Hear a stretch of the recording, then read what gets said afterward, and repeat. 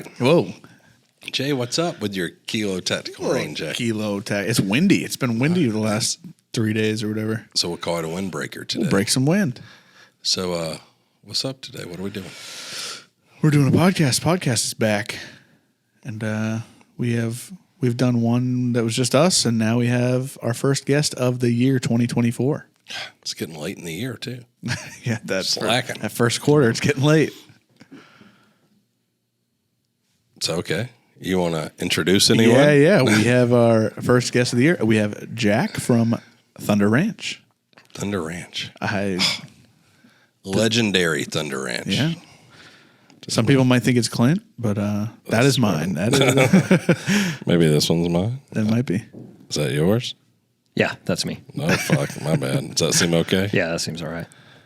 So this one, that one is mine. Ooh, I like that. Yeah. Get right in those eardrums. Yeah, Thunder Ranch. I've never been, but I'm sure we'll get out there here this year. Have you ever been?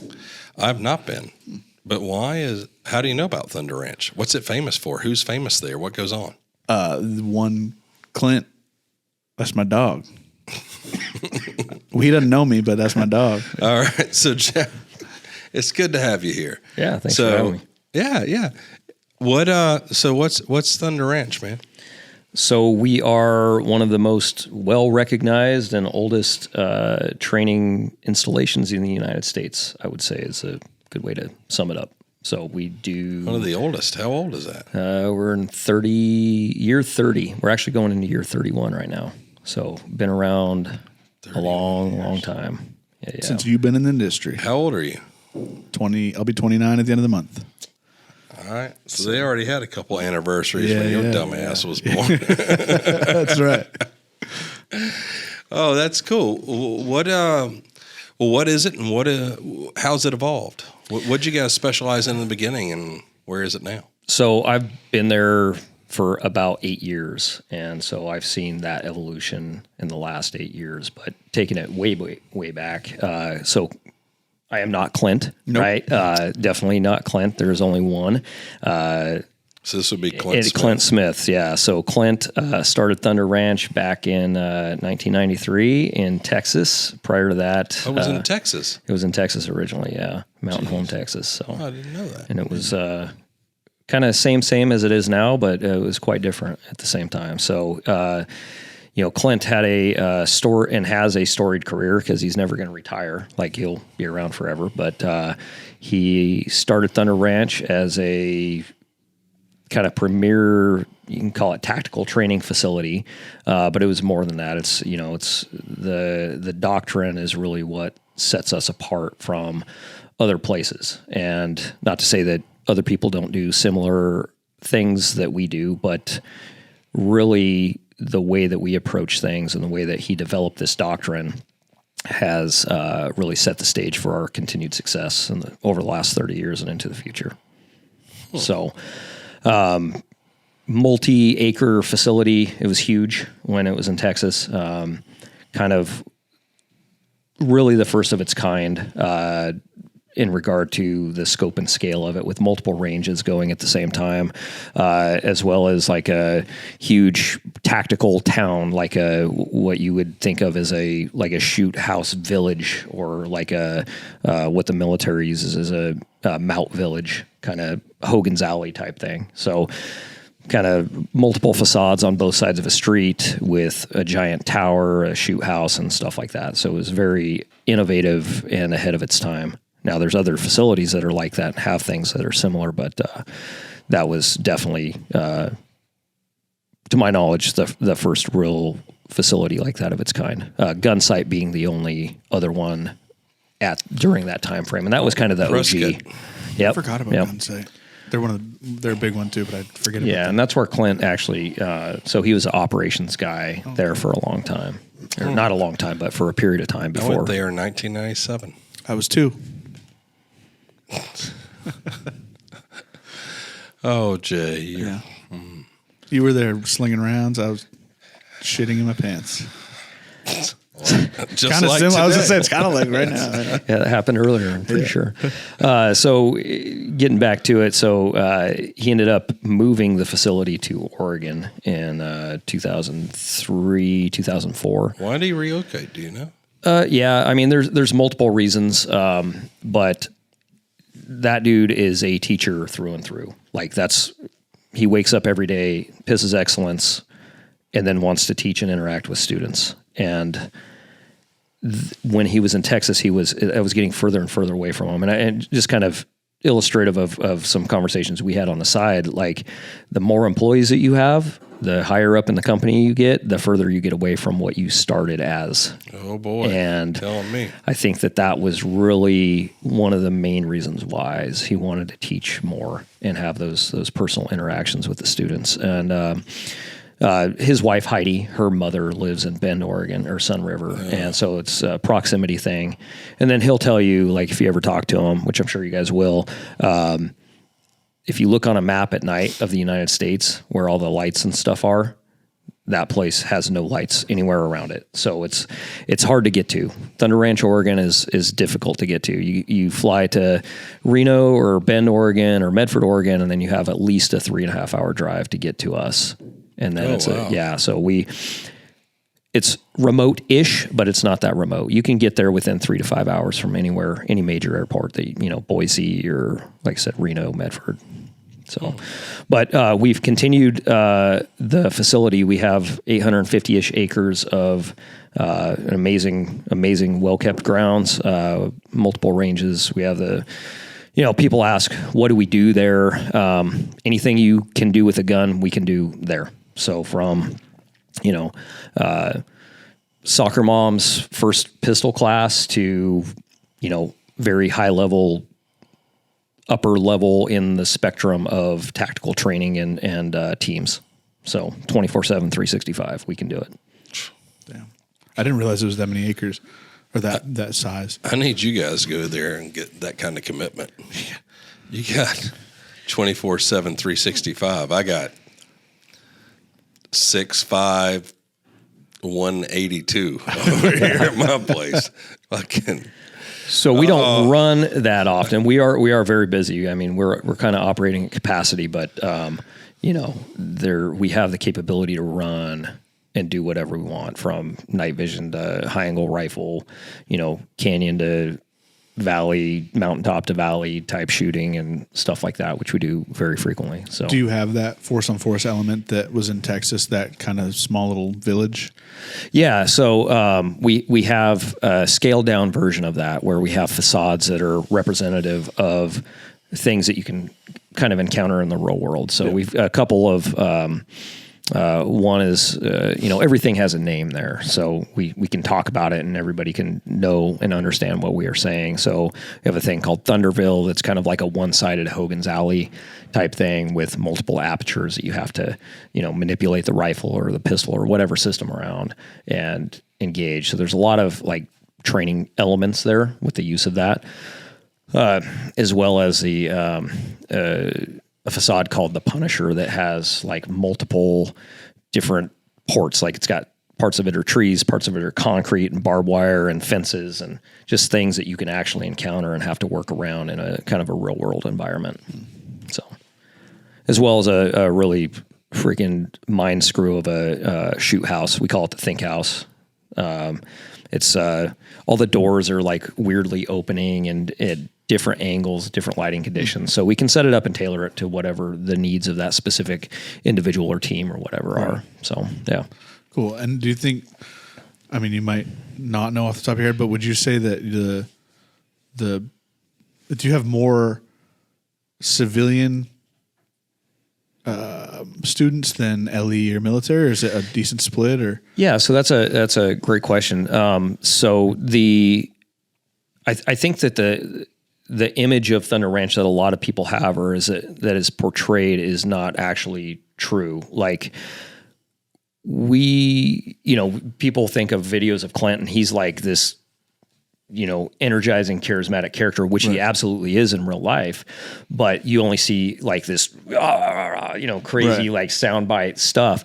In reality, it's a very like, we want people to think. That's the basis of the school, is getting people to think, avoiding conflict and confrontation at all costs, right? If possible. So we have a lot of like soccer moms and first time shooters that are, brand new, and we're trying to get them spun up at the ground level and really get them to understand the fundamentals and, understand that a lot of flashy stuff isn't probably what they need to be doing. They need to focus on those fundamentals. So we have a lot of those. Those are kind of the basis of the school, those courses. And people always, guys with experience, like, hey, I was a cop for 15 years. I was a, mill guy for however many years. Can I go to another class that's not a level 1 class? Well, yeah, it says level 1 on it, but it's not a level 1 class. Right. Like, you can go there as a brand new shooter and get a ton out of that class, and get a foundation dug for you, for yourself. Or you can go there as a very high level shooter and under a different eye, a different like supervision, maybe you take something different out of that class. Maybe you focus, and I see that all the time with end users that come through that are, those people I just described. Right. And they're standing next to the soccer mom on the range. They're standing next to the airline pilot, and they're getting a ton of like a different look or a different approach to stuff that they've been taught. And just because you were that guy, like, somebody says, "Oh, I know how to shoot because, or my buddy taught me how to shoot. He was a cop." Oh yeah, that means nothing to me. Same thing with military, whatever the background. Yeah. Like, show me, right? Show me, because just because you did that or had that title doesn't mean anything at all at all levels. So anyhow, the majority of the basis that comes there is civilian with a mixture, and the demographic is different every class, but it's kind of the same, where you'll have that soccer mom, that airline pilot, the attorney, the doctor, and then you have a mill dude, an LE dude, or formers of those. And that's kind of always the same. And then we also have like closed courses where we'll have teams of dudes come in from military law enforcement units, or we'll go and provide training to those teams at their facility. Right. Cool. I think that's a cool thing, because I know there's a lot of schools that people see on Instagram or wherever, YouTube, that look really cool and they're great, but then you realize, they don't do the civilian side of stuff. They're kind of only LE or military, or unless you know someone specifically. So I think it's cool to open all of that up to the public, or as much as you can. Yeah. What do you think you guys are best at? Like, how do you stand out now amongst all these people doing training? I'll go back to the original statement of the doctrine. The doctrine is sound. There's no flash to it. It's based upon fundamentals. Fundamentals win gunfights, in my mind. I've seen many companies come and go, and I'm not saying we're better than anybody else. We've been doing it a long time. Like, I wasn't there for 30 years, but I've been there for a long time, for 8 years, and I've been there full time for 2. And we're continuing to push that doctrine forward, recognizing the evolution of both the tactic, the technical equipment, the capabilities of different individuals, but we always come back to that foundation, those fundamentals, and that sound doctrine of that is based upon the word logic. So if you go to the school there, like, that's one of the first things we have you write down. It's the word logic. And it's not an acronym or anything. It's the freaking word logic. What is the task at hand? What am I being encountered with and by? And what can I do to come out on top of this scenario or this situation? And there's no fluff. There's no flash. If you actually came and tried to make a sizzle reel or something that looks really awesome, it'd be very difficult, because there's no like mag flips and, fancy stuff. It's all freaking foundational tactic. How'd Clint get into this? Why did he decide to start it? What was his background? So Clint came from a family of law enforcement officers. His dad was a police officer. His uncle was a police officer. He was a Marine in Vietnam, got shot, came back from that, and ended up being a police officer for a period of time, and ended up working for H&K. He started the H&K training division after he was at Gunsight, and so on and so forth. And then he had his own gig on the road for like 10 years. So he trained a ton of people. And to give credit where credit's due, like that dude jumped in a van and drove across the United States back and forth for like 10 years, loading all of his equipment in the van and just going and stopping at different places throughout the United States. So if you want a really good geography lesson, talk to that guy, because he knows somebody in every town across there. And he's like, oh yeah, pump handle is next to the wagon tire of, whatever state. And so he did that for a long time, and kind of by with and through that, he started the urban rifle program in like 1983. Up to that point, to my knowledge and understanding, and just based upon candid conversations with him, nobody was really focusing on the rifle at this distance, that distance, the length of the room, the width of the room. It was all like long range stuff. And he coined it like fighting with a rifle at what people would consider handgun distance. And this traditionally would have been handgun distance, but why not fight with a rifle at that distance? So we started that program, and that is really the foundation of the school, like along with the doctrine. But that course is really the freaking foundation of that school. I like it now. I much prefer rifles over using a handgun. It's ridiculous. Yeah. Yep. Well, what? So you've been there. So you were there 6 years part time. You've been there 2 years full time. So you're a full time trainer now. Yes. So I'm titles aside, like I have a title there, but I'm basically the lead instructor. So go ahead.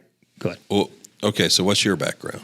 So I did 19 years in law enforcement in Oregon. So nothing. Writing speeding tickets, or no, man. So we had a candid conversation earlier. So I worked in a city about 40,000 people, and I worked both for the sheriff's office at the start of my career, and then I transitioned into the city police later on in my career after about 5 years. So, man, I got into the training side of things because 20 some years ago, there wasn't really the internet. Like, it was a thing. There wasn't a bunch of online training. Like, you would read things in magazines. That was like a thing. Very little formal training. Like, I recall going to work at the sheriff's office on patrol, and luckily I went to the academy first. So I had an idea on my first day, but my first day of freaking work, like, I got in a huge foot pursuit for literally a couple of miles out in the freaking country with no radio communication. Jay can't imagine that. It was me running. It was me running. You were not running for a couple miles or nothing. So that experience, like, holy crap, I'm out here by myself. My training officer is like way back there, and I'm like, dude, I'm. It's a good thing I have some common sense and so forth, because some people could get out there and get in a bad way. And I was smart about some things, but I recognized at that point and even earlier, because I actually started in corrections. I was in the jail for like a year and a half, and then I went to patrol. So I had an idea about the types of people I was interfacing with, and actually for people that are like, hey, I'm getting into law enforcement. I don't want to go to the jail. Dude, work in the jail for like a year. You will learn how to interact with people, because how to give respect and take respect. Yeah, dude, because those dudes will give you nothing if you don't give respect, and you'll get your ass handed to you. Like, you'll freaking get assaulted if you treat people the wrong way. So I learned a lot about like that interaction with folks, and I think that's invaluable. That was absolutely invaluable for my career. So anyhow, but we didn't have like a whole lot of training. Like, yeah, you go to the academy and you have an idea and they tell you all these stupid things, and some of it was valuable, some of it was not. But I recognized that I needed more. And so at that time, like, you would buy a magazine like Guns and Ammo, or, FMG publications had a bunch of magazines, and I would read Clint Smith articles. Like, I'd read something and I'm like, okay. Logic. Like, I just remember reading these things and being like, wow, that's cool. So I took things away from these guys that had all this experience. And so that set the tone for me. Like, hey man, can I put this over to somebody else and help keep them alive? Because it's truly life and death. Like, if you don't have this information, you don't have this training, you don't have this mindset, like you can absolutely be killed because of something that you could avoid. Now you can be just killed. Like we're pretty easy to kill, right? As people in general, like with the right person, the wrong time, like all that kind of stuff. But if you could avoid things by putting yourself in a position of advantage or recognizing the situation unfolding as you're walking forward into this problem, or being able to slow it down, create distance and stuff like that. Like that really, for me at the beginning, I was like, I need more of this information. Like if I can help people. And then I think this is the way it is. Like most law enforcement agencies are small. Like you don't have very many LAPDs. You don't have very many, Boston PDs or NYPDs where there's, 40,000 people or 20,000 people. Most of the law enforcement agencies are very small, like, 10, 15 guys, 40 guys, stuff like that. Like my agency was a 40-person department. And so to get scope and scope and scale of this, when I worked for the sheriff's office, Klamath County Sheriff's Office, 6,000 square miles. 6,000 square miles. And we ran 2 dudes on shift. 2 people for 6,000 square miles. So like driving code 3, like lights and sirens. What's your average time to respond? So, and this is important. Like, so by the time that I got the call, received the call, which is generally after or right before or during the time this bad thing is happening, like get in the car, woo, woo, woo, get out of the way, try not to kill anybody on the way there, try not to get killed on the way there. And it could be up to an hour and a half, 2 hours. And dude, rural roads, like in a old school Crown Vic, dirt roads, snow, like all these factors. It's a cleanup crew, dude. Like you get there and tell me what happened because it's over. Right. Very, very rare to, in that scale, to be, in a rural community or whatever and get a law enforcement presence during an emergency. I went to the City of Clement Falls Police Department after that. It was a matter of poor leadership, right? And that is going to come up with many police encounters that you talk to, or police guys you talk to. But as well as pay. Like, hey, dude, I'm going from this department to this department where I have 6 guys on duty with me. I got backup right around the corner. I'm getting paid better. I got better hours, like all kinds of stuff like that. But that training part, so I went there and that changed how I could interact or interface with this, citizen population. But I would see, like we were talking earlier about, traffic tickets and stuff like that. Dude, no, that's not me. Not a traffic ticket guy. I'm like a respect guy. So if I'm hunting bad guys, I think that's the expectation of the public. Like, what are you out there actually doing? Well, I'm preventing this from happening by interfacing and contacting this dude on this traffic stop or this interaction on the or on the side of the road, on the sidewalk, like before something happens, because I can recognize criminal behavior, not just me, but the average, well-trained, switched-on police officers should be looking for criminal indicators and behavior indicators that lead to that contact. If you're out there giving tickets for people that are going 5 miles over the speed limit, like, dude, that's probably rethink that. Like you got, you want the support and respect of the people at that time. So it does seem, and you made the point as well, but it does seem like it's a reflection of the area you're in. Mm-hmm. Like, I mean, I grew up in a 4 square mile town. Mm-hmm. Like the most you're going to get is a DUI arrest, a speeding ticket, something like that. Mm-hmm. So it seems to be they're not out hunting bad guys because there frankly aren't too many bad guys. It's all old people and me and my friends. That's about it. Like, I mean, where I grew up, but so in a city like in Portland, Maine, mm-hmm. like not Oregon, but even those guys, at least the ones I know, the regular patrolmen, they're not writing tickets. I never see them pulling cars over. They've got other shit to worry about. Mm-hmm. So I guess it's a reflection of the environment. Yeah, absolutely. And I think you get a lot of recognition of the treatment of people too, depending on where you're at and what their actual problems are. So like, you can use a Google machine and just Google Klamath County murders or something, and it's going to come up with all kinds of crazy stuff. I'm not saying it's like freaking Compton or Watts or anything where, guys are shooting it out, but some wild ass stuff happens there, and some very violent things happen on a frequent basis. So I was in like detective division, and per capita, we were the highest level of homicide in the state. And like, I don't know, a few years straight, and a very high crime rate. So they changed the reporting requirements, just of note. So a bunch of places such as that county do not report in the same manner. So it'll skew the numbers a little bit, but it's kind of wild ass, wild place. Yeah, that's a weird thing too. Cause like when I lived in Utah, there was a lot of, like every day I would go on KSL out there, which is kind of like a local, it's almost like MSN, but a local thing in Utah, or even MSN. Even today, if I were to go on MSN right now and go to the news section and go to crime, I guarantee there's some violent crime, a big one that made the news in Utah. Like just certain areas breed violence and I don't know what it is. Cause like what you're describing, for us around here, it's a decent sized city. Like it's similar to Portland, Maine, like you said.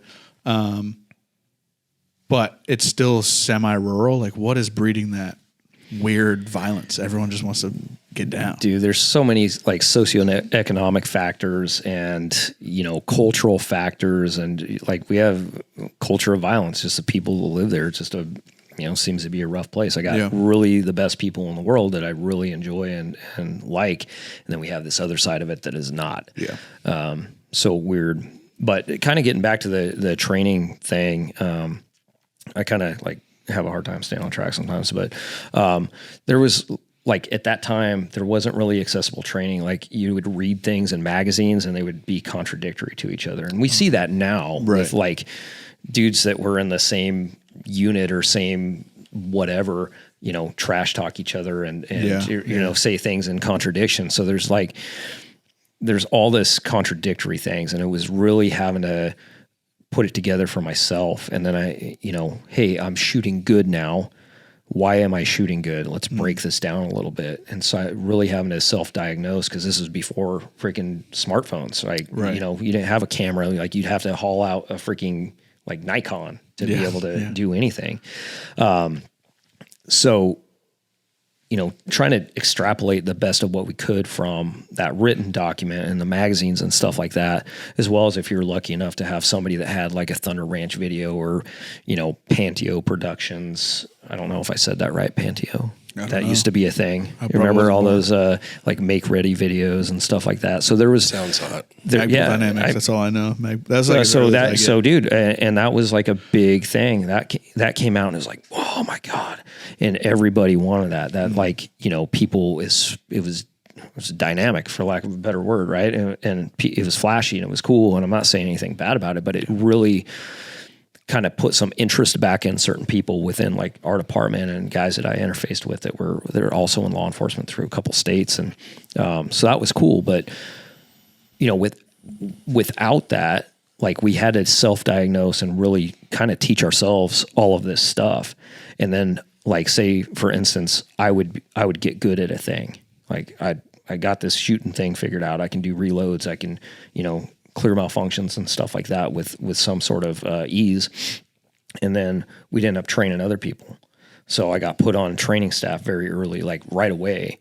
And within the first year of my career, it was like, hey, you shoot good, so you're on the range staff. Dude, I don't know shit all about teaching people anything, but here I am. And there's this thing in law enforcement where you can go to a school, like you look on the internet and be like, oh, law enforcement pistol instructor school. It's 5 days. You get there and here's a prereq. You got to shoot a qualification. If you don't qual, they may send you home. They may not, depending on what school you go to. And when you do this 5 days, part of that 5 days is shooting. Part of it is, hey, I got to teach you about adult learning theory. And then maybe we're going to do some teach backs. And then maybe we're going to do a session where each student is going to teach a different part of this curriculum, and maybe you're going to write this curriculum down, and then you're going to have to like create this block of instruction for your own.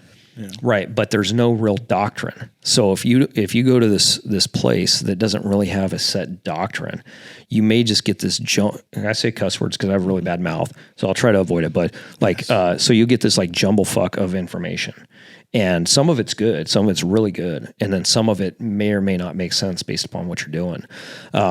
So there's like this mix up between the information that you're getting, and so you could be like, hey man, to shoot right, you need your hands exactly in this spot, and this is your grip on the pistol, and excuse me, you get to be able to shoot this way because you got too much trigger finger and you got too little trigger finger. Like you've seen the target that shows you why you suck. Oh yeah, have you seen that? Yeah, right. It's like low right and yeah. So okay, that's could be applicable, but it's really not, because at the end of the day, like you need to align the sights. And you need to press the trigger without disturbing the sights. Right. And then after that, you need to recover back to the sights and then press the trigger again without moving the freaking gun.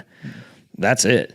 But there's all this other stuff that people want to overcomplicate because it sounds good or whatever. Ultimately, you need to grip the freaking pistol. You need to press the trigger without moving the freaking sights and recover the shot. That's it in a nutshell. But there's all this other stuff, and depending on where you go, maybe there's going to be like this mixture or hodgepodge of all of these things. And so, go ahead. So how much of your course or the courses are handgun compared to carbine? God, I'd have to look at a spreadsheet, but probably 50-50. So what about long range or mid range? So about a quarter. Yeah. So that math doesn't really add up. So a quarter and then the rest is split between pistol and carbine. Correct. Okay, so have you seen?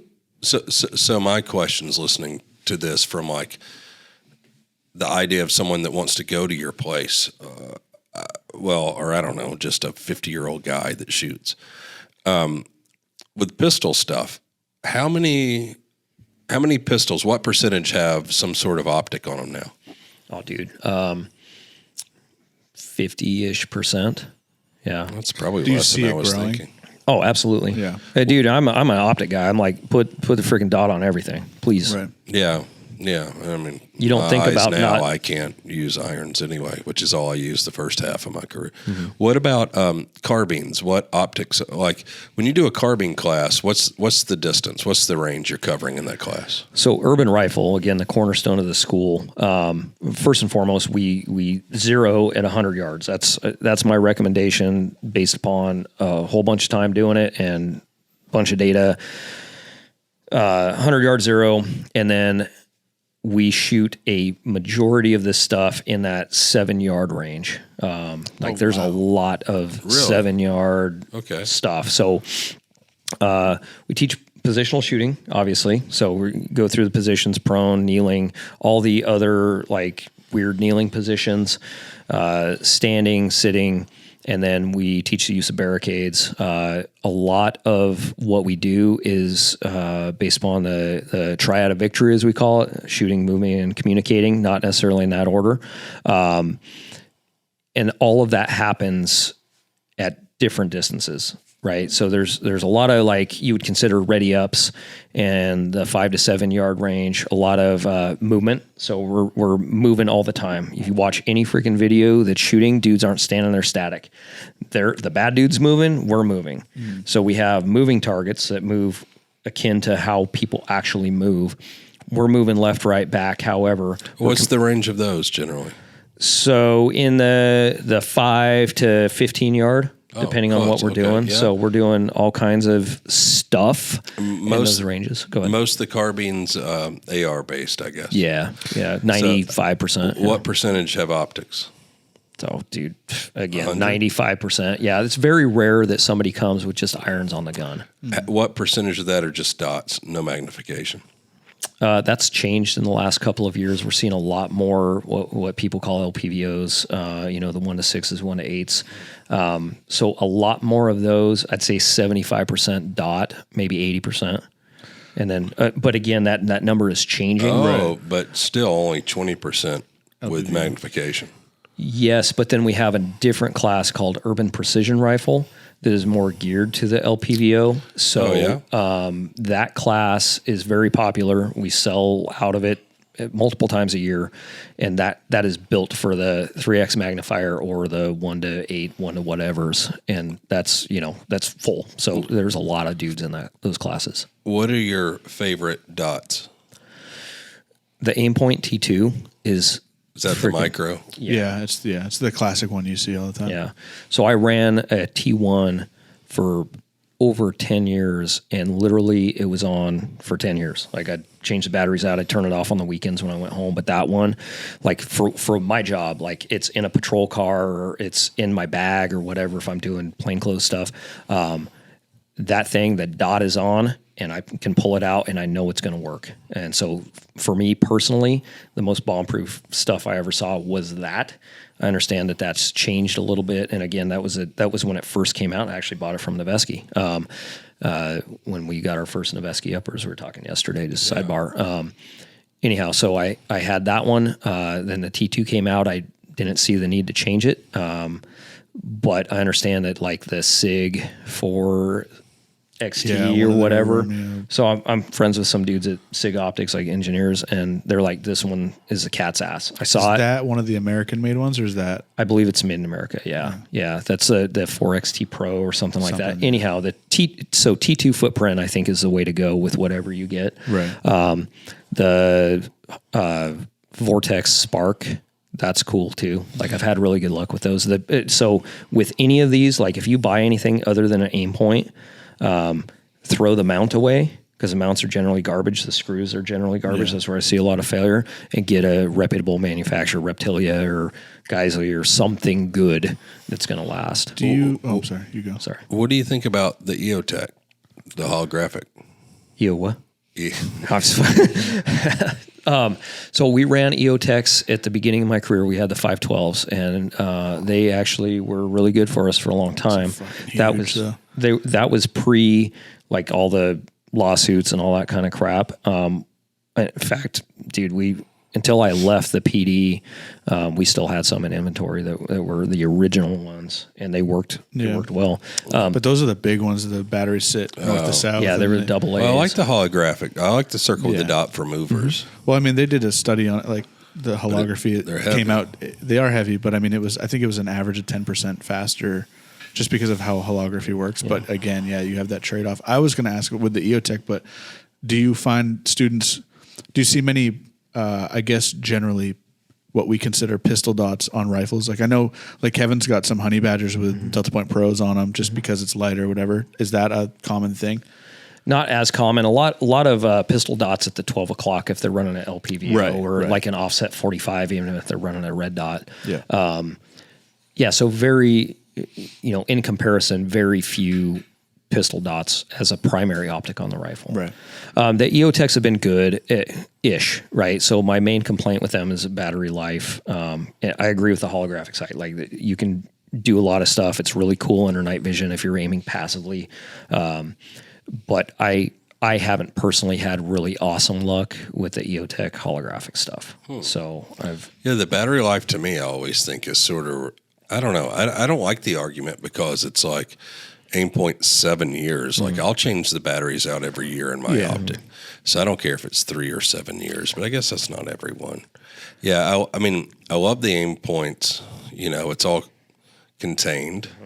So I like that better than the Delta Point Pro. And you're talking about the Acro.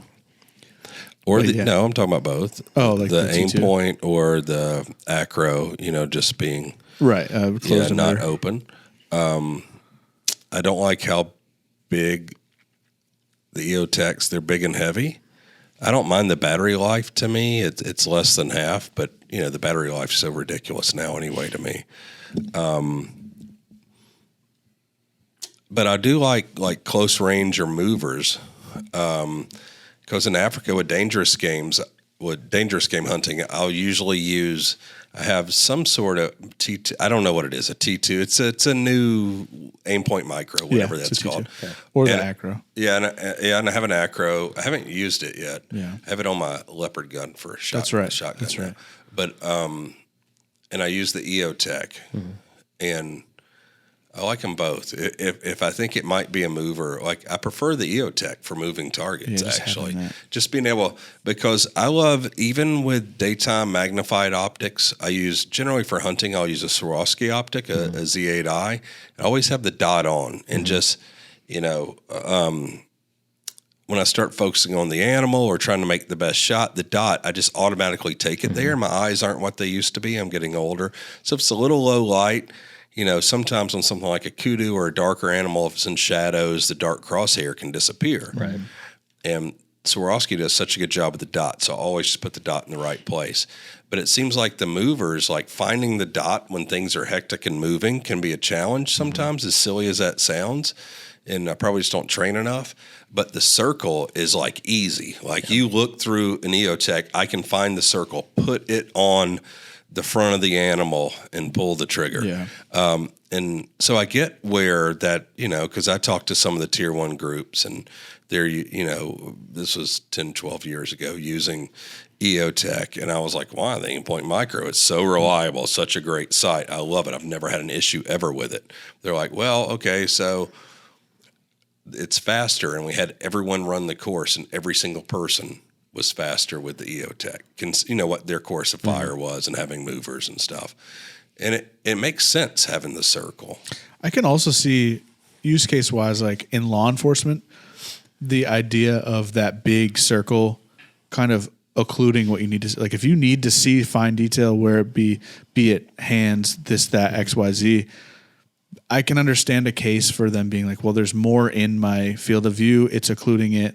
Even though the window's really big, I've heard that argument before, as opposed to just a fine dot. I can see everything else around it. I'd be like looking through it. This is what you're saying, and it's occluding the hands. So why not just go like that and get it out of the way? Now, I do like the EOTech. Like, don't get me wrong. And I have seen a lot of like stupid stuff happen with like loss of zero, batteries being dead. I guess I do think most durable is definitely going to be the Aimpoint. I don't know for a fact, but I think can't comprehend where it's not true. Yeah. And so like where I came from, like you got to understand, it's rolling around in the car all night. It's in the 12 o'clock position. I jump out of the car. I don't want to have to turn it on. Right. So how we ran the EOTechs was we ran iron sights up. Like I got a fixed front sight post, or if I didn't, I'd have like Magpul Pros flipped in the upright position. So if I jumped out of the car, at least I have a sighting system ready to go on the gun. Mm-hmm. That's one of the main reasons I'll take the Aimpoint for that specific use case. I agree with that. If you're going to run it that way, so because I realize I'm not everybody, right? You know what I mean? No, well, I mean, it's interesting. All the use cases, it's kind of different. And yeah, I mean, I guess if I had to pick one, it would be the Aimpoint because of weight, size, durability.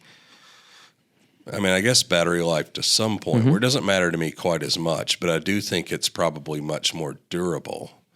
And I learned to shoot and shot with iron sights for 15 years, but I can't even see them now. Right. So, like, I got to have a dot. Yeah. But it does depend. Like, I keep all of them in Africa, and like if I'm buffalo hunting, they're not as fast as some other animals. So if it's very difficult to shoot a buffalo and drop on the first shot. That's not generally a thing. So I usually use the Aimpoint because it's not so fast that I can't stay on the animal, but I mount it forward even, like Jeff Cooper would do with like a scout rifle. That's that old school. Yeah. So what we did on the original Honey Badger, I don't mount it back. Like if I'm using the fix, it's mounted on the front of the handguard. Gotcha. So I throw it up, it's out there, and I can shoot. That's interesting to me. The SIG Optics 8T, I believe it is very that's a big dog, man. It's heavy, but that one is really freaking, like if you shoot night vision at all, that one passively is like the crystal clear dot. Like I've heard it with the Vortex, really that big Vortex one as well. I have that one as well. Yeah, they're just so big and heavy. Yeah. But I mean, again, it could be use case if you're doing just night vision and thermal, because I have a lot of night vision and thermal, but I use it 5% of the time.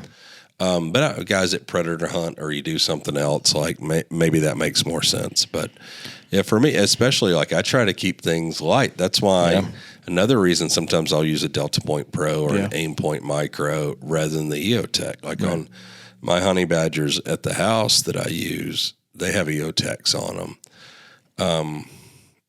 But again, it's just like I can throw the gun up with one hand and find that circle. And you're not humping those guns around. No, Like the ones that I'm in you my walk house. around I ain't with, chasing anybody out in the yard with that. Like, I'm just, that's just yeah. Another thing too is I never saw it until I came here. Was if you ask anyone here, with the exception of maybe Liam, about backup iron sights, like do you guys? I guess as a whole, do you live in the camp of backup iron sights, or is it kind of like things that we've talked about before, dust cover? Like, I don't know. So I have a very strong opinion about this. Okay. Okay. I would put iron sights on every freaking rifle I own. Okay. So with the school, we shoot an average of 14,000 rounds a week. I see a lot of rifles come through, and like I have an Instagram page just so I can document broken shit. Right. And I have seen everything break. $4,000, $5,000 Schmidt and Benner break. I've seen friggin' loophole Mark 6s fog up, lose their purge. I've seen everything break. So in my world, I would absolutely freaking have iron sights, a capability on the gun. Not to say that the irons can't break, but I would have a capability on the gun that I can use it regardless of redundancy. technology. Yeah. Yeah. They don't have to be flipped up, Right, it's personal preference. I don't typically use them, but I do understand. But I use my gun to save my life, like in my house or in my truck. Right. Like, I'm not a police officer. I'm not in the military. Right. If I were, probably would, but I don't now. Yeah, I definitely understand both schools of thought. I think it's different too between rifle and pistol. I think a dot on a pistol, if someone were to tell me I took my sights off, I understand it. Like, especially if you're shooting as much as you should be shooting with that. Because going from, it's just like our trigger, going from a mil-spec trigger to our trigger, to get used to it, to shoot it fast or to shoot it the way that we intended it to be shot, you got to shoot it. It takes a little bit to get used to it. And it's the same as if you go from irons to a dot. Yeah, at first, maybe you're not faster with that dot. But once you are accustomed to that dot and you shoot it all the time and you're used to it, do I think you necessarily need co-witnessed iron sights on your pistol? No, I don't think you do. Even if that dot goes down, I think if your draw is consistent and your grip is consistent, you're shooting the same every time, the frame of even like an RMR, the way that the RMR is dished on the top, you put those two prongs on shoulders, you're going to hit, it was designed that way. Yep. So again, very strong opinion about this. First and foremost, I tell people in the class, like, you can do whatever the fuck you want to do. Yeah, this is your life, man. You can do whatever you want to do. I don't care. But here's things that I've seen. So maybe, or that Clint has seen, or the staff has seen, or can point to something actually happening. And so I would say, yeah, do whatever you want. I would have a non-technological thing on the gun to use. And I do teach red dot stuff, alternative sighting methods. I get all that and agree with everything you just said. However, I'm going to have irons on the gun. That's just me personally. Yeah. And I probably will never change my mind. So because of those failures that I see all the time, and then I managing a firearms program and police officers are generally they're not necessarily the most non-lazy people that you see, or they're not necessarily gun guys, right? Right. They're like, oh, as a cop, okay, so you shoot. No, they don't. Right. As a whole, or not as a whole, but a lot of dudes. So there's people that may or may not pay attention to say I got a weapon light. So part of my daily thing, if I got a weapon light on a gun, I run a pre-flight inspection on everything. So is the light working? Yes. Is the dot on and set at the appropriate brightness? Yes. I freaking chamber check everything, right? So I'm going to check the gun when I take it off and when I put it on. Not everybody does that. And so the chances of something happening, a failure of, everything fails regardless of your favorite dot or company or whatever. Everything has a failure point. So if that happens to be at that time where bad things are happening, then I would like to know that and have a means to go through it. And you don't know what the problem is going to be at what range it's going to be in. Because otherwise I would zero my gun for 7 yards. You know what I mean? Right. Yeah. People think it's going to be this. In reality, it may start as this, but it may change into you being 20 yards away. It's like that kid at that mall that stopped the shooting. Dude, like and 25 so yards or no, it was like 40 something. 40, yeah. And Pretty good with a 40 cal. Yeah. Oh, my man can shoot. Yeah. yeah. So, you know, you don't know what it's going to be. So people often will paint themselves into a corner with things. I'd rather have the capability across a spectrum, right? So, for instance, I'll point to zeros on guns, like an AR platform with a 1.5 height mount. If you ask me, I'd say regardless of grain weight, regardless of other factors, I would zero that gun at 100 yards, right? Because I know that I'm only ever going to hit lower than that dot, right? The point of aim, point of impact is 100 yards, but if it's not at 100 yards, it's going to hit slightly low, and it's only going to be this much, right? This freaking much. But if I zero it at 50 yards, I may be that high over, right? And then at there is that switch. And yeah, dude. So there's all of these things. And again, you can do whatever you want as a shooter, like as an end user. But when I started, like, we did not know what we were doing. We got handed rifles, and that's a whole nother story. But it was like, hey, what do we zero this at? I don't know, man. I don't even know how to shoot this thing. Okay, you were in the Army, right? Yeah. Okay. So what we zero 25 yards. What? Oh, 25 yards. Yeah. You'll hit everything out to 250, 300 yards with a 25 yard zero. Okay, cool. But there was never any proof of that. Right. Like, okay, what's it doing at 100 yards? What's it doing at 150 yards? And now we discovered, like, oh no, I'm shooting over the top of the intended target because of that freaking, you know, because I zeroed it too close. So there's all of this stuff that we pigeonhole or we paint ourselves into a corner with. I'd rather have the knowledge and the capability to do things at many, many ranges rather than only have the capability at this range, right? Because it changes. And I heard you say it before too, and it was in a different discussion, but I definitely understand. And it's not counterintuitive to what we do. Because at Q, I think we all agree, like, we don't throw we don't throw shit on the gun that we don't need or that we don't feel that we need just to make it heavier. We don't do that. But I do get the school of thought of, like, if I can have the capability, I might as well use it. The idea of whether it be the dot or a light on your pistol or whatever. So there's a sort of an in-between. Like, none of us put backup irons on our guns. Granted, different use case, like a honey badger or anything like that. No, I haven't for a long time. Yeah. And I, like, even my guns at home, the way that I have them set up, even if I have an LPVO, like, I guess I have a backup iron sight, but it's a dot. Like, what do you think about having a dot backup? I think that everything can fail, and I do have dot backups, but I also put irons on the gun. So then people are like, damn. But I'm not using them. I mean, so it cost me $150 for the set of sights, and they cost me 5 ounces, right? So that versus not being able to use the gun at all if something goes down. It's not a paranoia thing. I just want it to, like, if I had one rifle and I had a backup dot on it and I had the primary as the 1 to 6 or whatever, I would still put irons on the gun. We saw some things in the last few years, like with COVID. During COVID times, the George Floyd stuff, like, dude, I went on Brownells and tried for about a year to buy iron sights, and I could not find them. People had issues fitting toilet paper, right? So we don't know, things like that. Batteries, like, that's a thing. Well, you brought up Reptilia's mount. If you're using that with an LPVO, like, why have iron sights? Because you're not going to be able to see them. If you take it off, you can. You got to have a wrench. Right. So that's a really freaking good point. So one of the things we think about is, like, the standard is like a 1/2 inch wrench or a Torx wrench or something along those lines. So you can always take that wrench, 1/2 inch, cut it in half, like with a torch, stuff it up inside the pistol grip and tape it up or something, right? That is a thing, to shed everything off the gun. Why have a QD mount? There's people that make QD mounts, right? I have some. They've always been good to me for most of them, as long as they're set up properly, so I can dump stuff off the gun. And again, man, like I just see stuff fail. And Yeah. Oh, you mean No, a cutie it's a mount good like point. an arms mount, like a lever? Yeah. Oh, okay. I thought you meant like the What same about fucking- with the low power variable optics?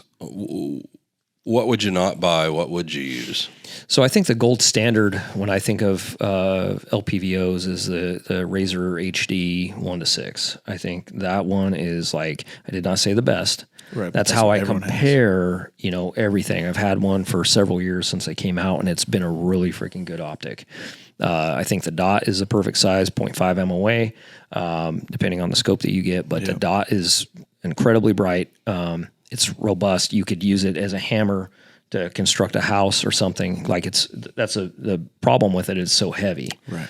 So, but gold standard wise is that. The new Army one, the 1:6 SIG. I've got a couple of those. They're the Tango 6. yeah, is that the what it Tango is? 6. I've got a couple of those. Those are good. The Leupold, the Mark 6, the 1:6 Mark 6 was a really good scope. It was heavy, and it's old now, and it's not in production. They had a Mark 5 HD 1:6. I don't know if they still have it. That was a pretty good, like lightweight, while still robust and incredibly clear glass. That was a good one. Night Force. Are you a Night Oh Force yeah, guy? yeah. Night Force are really good, obviously. Some of the primary arms, I mean, again, it depends on their budget and the use case and stuff like that. The higher end primary arms have seemed to be pretty good.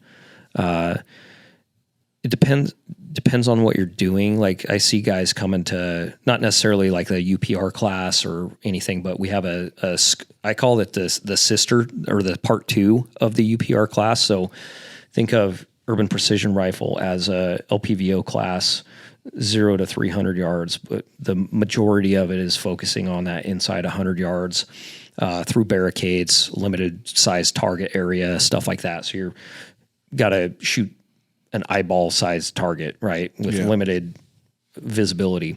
The part 2 of that is our scoped AR class, which is it's actually the best value at Thunder Ranch. So like it's a 2-day class, but it is a mini. Like if you've never shot long range before, that is a really good way to get into it because the price of admission's lower. It's 2 days, so it's cheaper. Ammo's cheaper for 5.56. Like you can get away with it with a, cheaper primary arms or whatever. Right.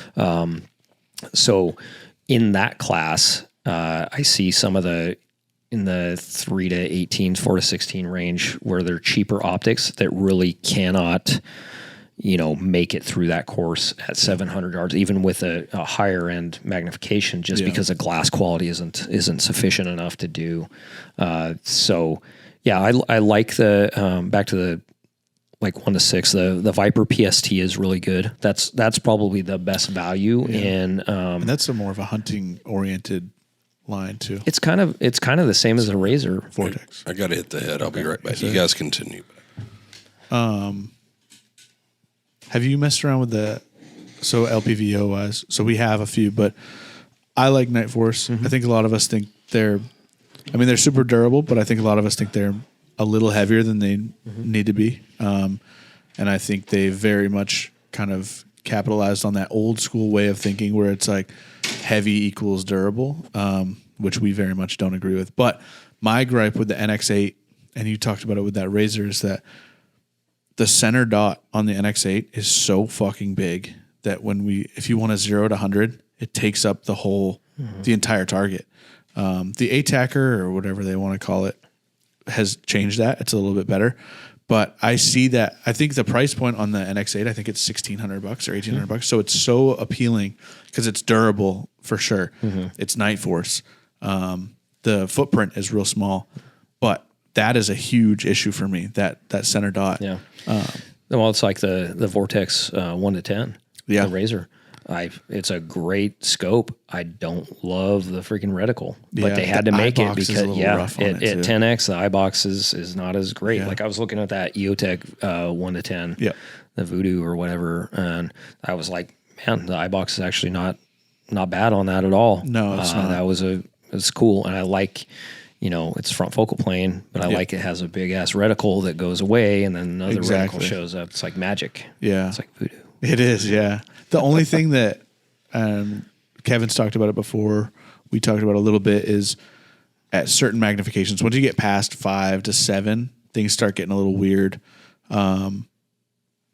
With everything gun related, and we talk about it all the time, there's no free lunch. Like it's not even necessarily sacrifices, but it's like if you want to do, like the Fix is a really good example, I think, of this kind of ethos where it's like the Fix is a utilitarian rifle. It's not necessarily the best in X, Y, or Z, but it's very good at all of them.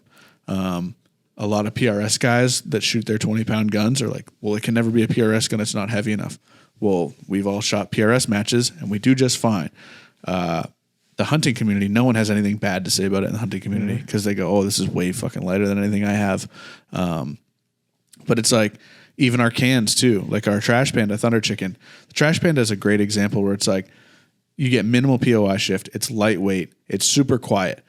If we wanted to make the quietest can in the world, we could do that, but it's going to be bigger. It's going to be heavier.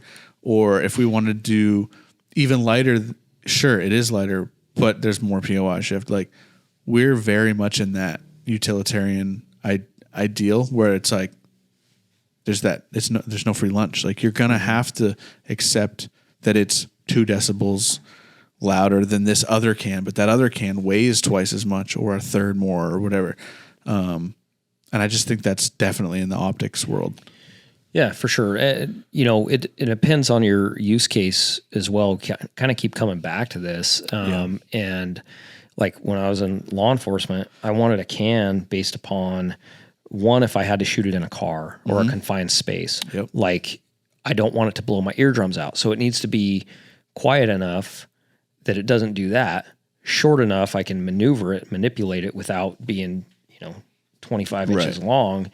And the flash suppression was of little to no consequence in that environment, right? And it may change if you're doing something else overseas or whatever, where flash mitigation is a thing. So it depends. And for me, like I ran a dead air Sandman K because it fit the 2 first criteria. Right. It was lightweight enough, it was short enough, and it was just quiet enough that it didn't blow my eardrums out, and the flash mitigation was absolute garbage in it. Like there's a giant fireball going out of the front of it, but it fit the criteria that I needed at that time. Absolutely.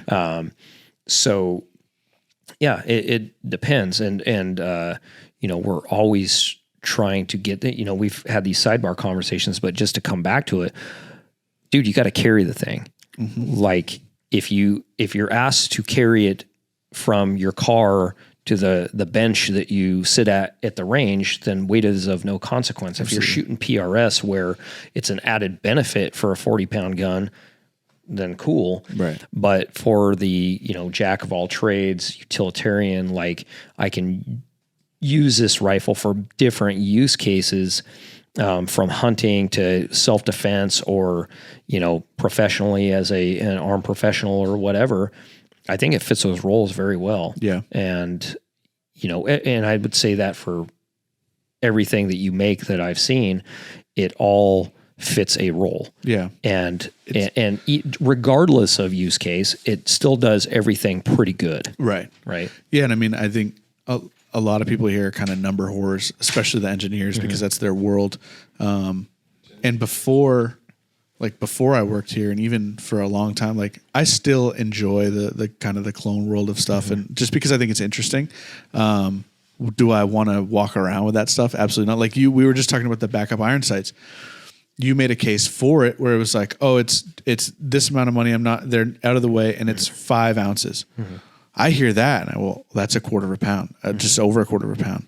But I'm also used to messing around with guns that weigh 4.5 pounds or 5 pounds, where it's like, if someone was like, I'm going to carry a Mark 18, a flat top Mark 18, so not the one with the fixed front side post, and they say, well, it's 5 ounces. It's like, yeah, but your gun already weighs 9 pounds. Like, are you going to move around? Like, so 5 ounces may not, and everyone's like, oh, just go to the gym, just lift more. And it's like, that's bullshit. Okay, do it all day, carry it all day, walk around with it on your neck all day. Yep. Like 5 ounces that's a quarter of a pound. Like, so I mean, I think most of it's just your willingness to risk. Yeah. You know, like I don't know. I've never been in situations where people are shooting at me. I don't think. But, nor have I. But, well, not because they meant to. But we were very recently, rounds were ripping over our head. Were you at a public range? Public land, right? even worse. Oh, yeah. Public land. Yeah, but at this point, I spend half my life holding a gun hunting. 6 months out of the year, I'm in Africa hunting. And so I'm in the mountains most of the time, or in the bush, and I hunt dangerous game probably 20% of the time. But it's easy for me because I always have, from hunting dangerous game, always have another guy or two with guns with me. But yeah, I like the lightest, most maneuverable thing where I can climb mountains, be fast. And to me, it's like, because you're thinking about, I don't want to put words in your mouth, but like every advantage. And for me, like the biggest advantage for most of what I do is the smallest, lightest thing that can kill something, where I can be as 20-year-old as possible. Yeah. And spry and quick and not get tired. And it's the same, even the hunting, what you're talking about, like you're facing the same thing that we've heard tier 1 operators talk about, where it's like, if they're going onto a target and they're being dropped off, they have to make a 10-kilometer movement before getting to the target. I think most law enforcement stuff, which I'm not positive, but I've worked with a lot of like local municipalities and all the way up to state and federal. Most of it is in a vehicle. There's not a lot of physical after that. So, it's scenarios like when I go, like you guys have a long range course, I want to come do them all because I could never do too many classes. Right. Like I'm such an amateur at everything, and I have more hours shooting and with the guns and more rounds down range than probably most people in the fucking world at this point. But it's like, I only learned to shoot long range probably 10, 12 years ago.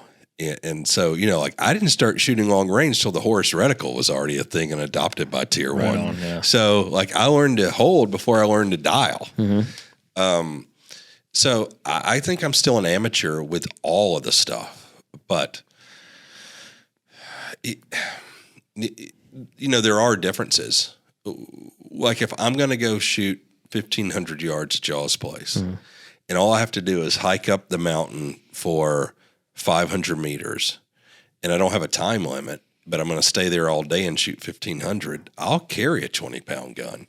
Right. But if I might, when I get out of the truck in Africa and we're going to, crest this hill and we're going to glass this other mountain and we might have to hike the valley and back up and over again, I'm carrying a 6-pound gun that I'm not going to enjoy shooting, but will do the job. Yeah. Those are differences that, because if I'm going to hike 500 meters and I'm going to shoot all day and I want to shoot, 800 to 1,500 meters, I don't care if the gun's 20 pounds. Yep. Doesn't matter to me. 100%, man. Yeah. You hit the nail on the head with that one. And, I just taught a law enforcement sniper course in Texas, and you guys travel to teach as well. Yeah, so that was through me as a adjunct for Texas A&M. Okay, but cool. But we do a lot of, and I've only done that a couple of times, but yeah, we do mobile classes. That's part of the future of the ranch, is doing a lot more mobile classes. Yeah, that's cool. It's cool too, because you were saying your place is difficult to get to, and sometimes travel, the expense or the time is a real limitation. Yeah, especially for like a police department, if they can allocate this small amount of budget, but we have enough for the class, but we don't have enough to travel. You think for me, if I wanted to send 10 of you guys to Thunder Ranch, the expense of that over bringing you out here to our 500-meter range. Right. Well, absolutely. It's like it'd be a fraction of the cost, like sending all of you guys out. Yeah, exactly. That's what I was mentioning to Jay earlier, actually.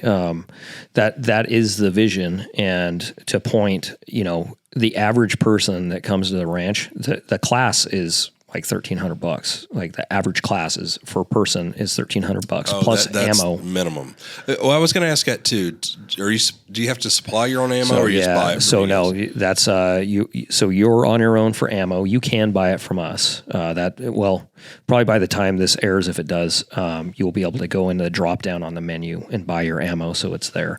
Because we use mostly frangible ammo. So for our general classes, urban rifle, the defensive handgun one, it's all frangible ammunition. There's a whole backstory with that, but well, close range, it makes sense. Like, Yeah, I've caught bullets or fragments of bullets a bunch of times. yeah.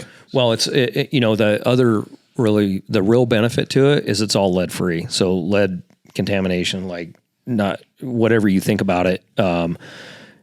There's entities that can say that it's a deal. Oh, well, that's true. When you're an organization, that's different than an individual, and you have these regulatory agencies. Ooh, yeah, that it's the vein of my existence, really. Like I love almost every part of my life other than dealing with JN marketing, except dealing with regulatory. I got to deal with OSHA, EPA, and ATF, and that's the only thing that ever makes me consider retiring. Only thing ever.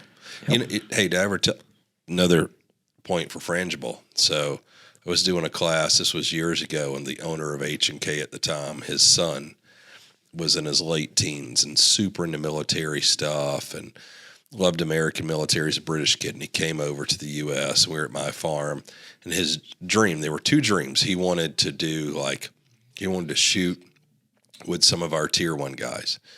And he wanted one of their uniforms. And at the time, it was a Cry multicam uniform. So I talked to Caleb Cry, got the uniform sent over. He came over for a couple of weeks, uniform, and I surprised him. I had some guys from some Tier 1 units come down and do a course for us. So the guy running it, at the time, they were just adopting 300 Blackout.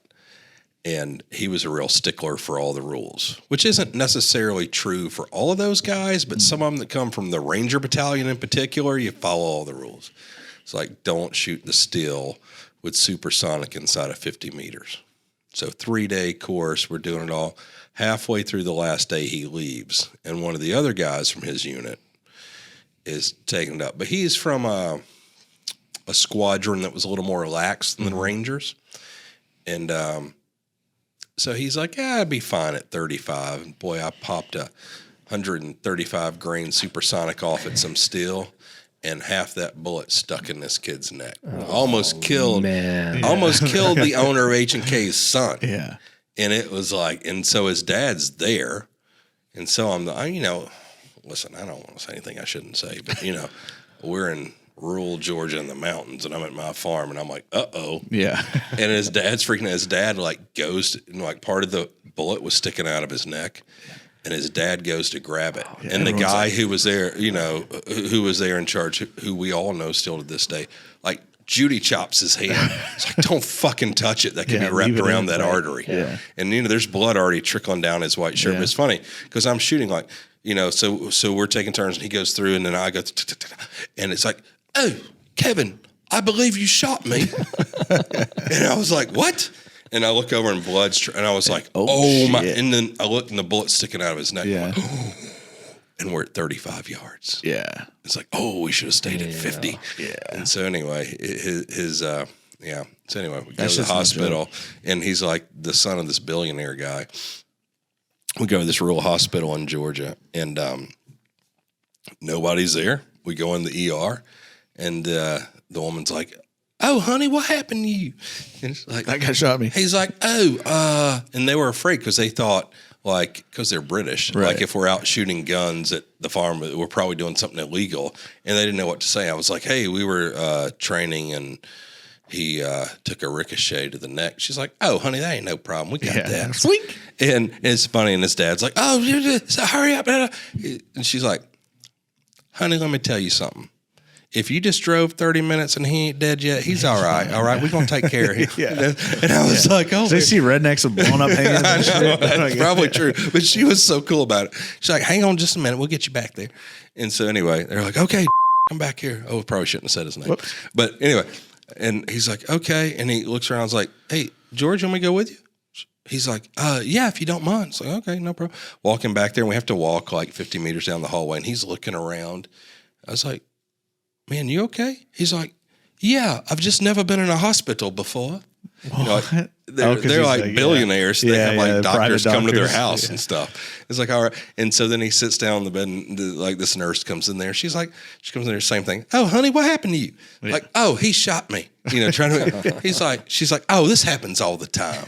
He's like, well, I'm afraid it's wrapped around my artery. And she's like, honey, it's fine. She just like plucked it right out. Like, but you know, she knew it was far enough away from his artery. And and so I was like, oh, George, this would be great. You're going to university. So you just tell girls you're shooting with this tier 1 American group doing training, and you got shot in the neck when they ask you what that scar is. Tough as nails. Yeah. So it's like, oh yeah, okay. So he gets his 3 little stitches, you know.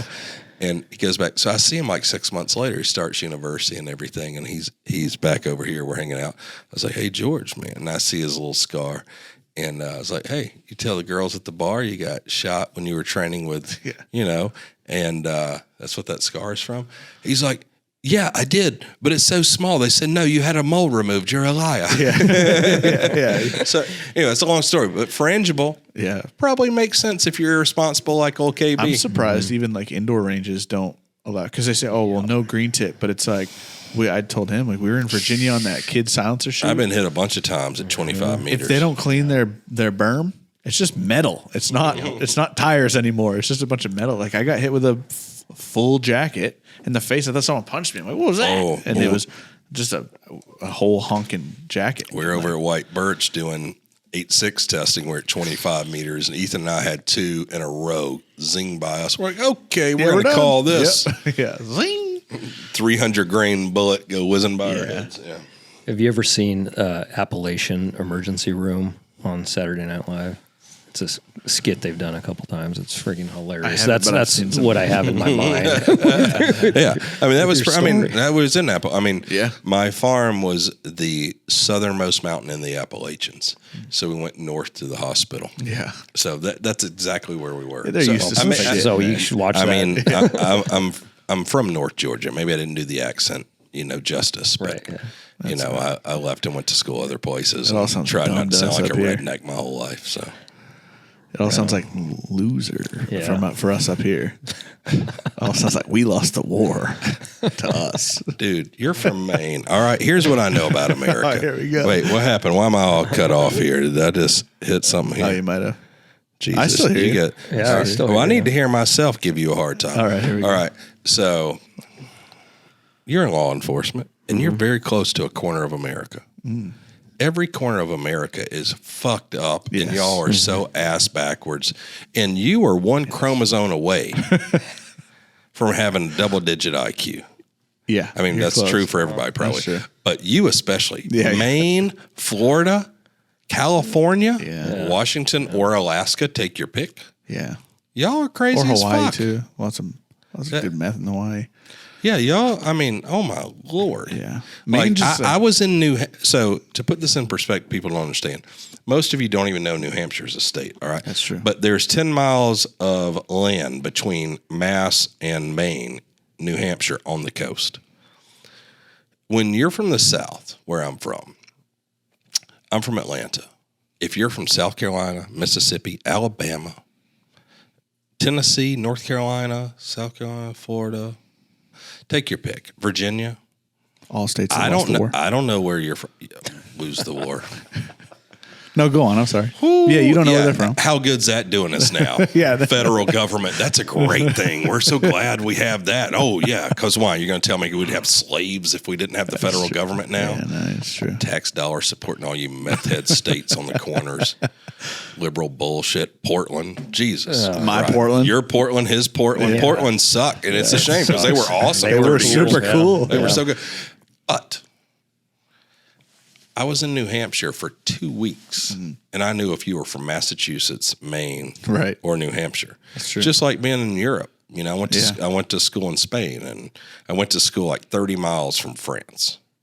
I went to school 30 miles from France, and for 2,000 years, the Spanish people, the Basque Country, and the French hated each other so much they can't even communicate. Yeah. And so it's so weird to me because everyone in the South, we're all the same. We're all cool as fuck. Well, I mean, if you think We're all about when everyone hospitable. came over, all New you England. fucking New England Yankees are so fucked up. Well, it's they came over and they're like, well, I don't have to deal with you shitheads anymore. We'll get our own it's land. just like you're still like Europe, where it's all Well, that's fucked what I up, mean, and yeah. nobody communicates, and you guys are all stuck up and like weird. Maine's pretty chill. New Hampshire's pretty chill. Maine- Mass sucks. Mass sucks the most. but Maine's an anomaly though because it's like you look at Maine, you're like, oh, it's especially because of the coast. You're like, oh, There's it's a blue population state, in 2% of the state. right? But and you look at it, and you're like, oh, it's a blue state. But also Maine is like one of the first for constitutional carry. Like, but they're just basically like, The do whatever town you that want. you're from, what would you say the percentage of transgender individuals is? Low, but homosexuals is very high.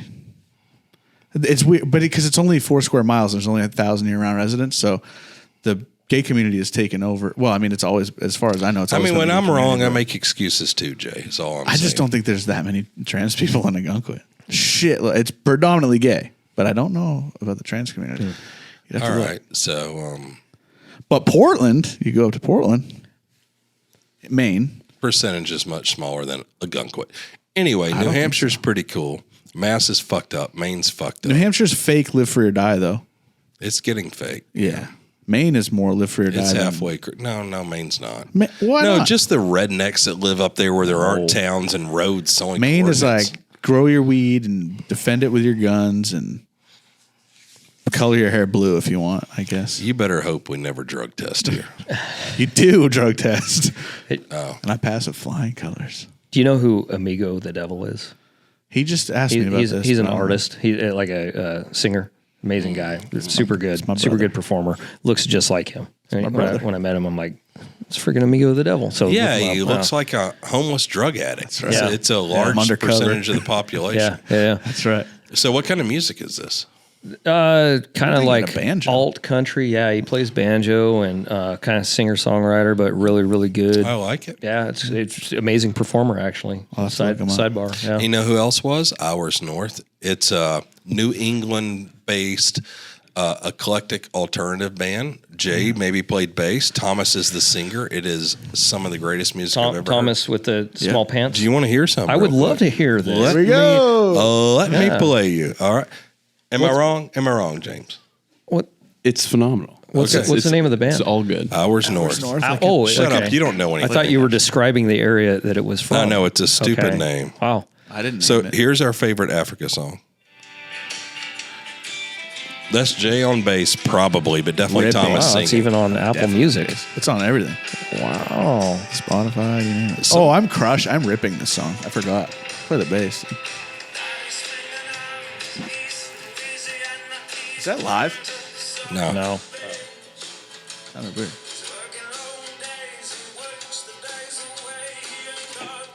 This does get me fired up for Africa. I'm so excited. Thomas is brilliant.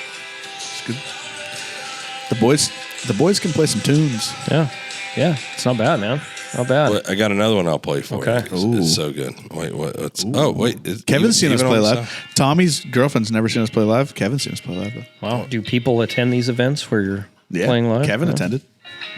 He's people. I got a shout out. That was cool. That's right. This one's great too. This one, it's a slow burn, but it picks No, up. we can let it slow burn. Slow burn. Listen to that voice of an angel, Bass It's like tone a of cross between Fergie and Jesus. the bass of a maniac. yeah, the bass tone of a maniac.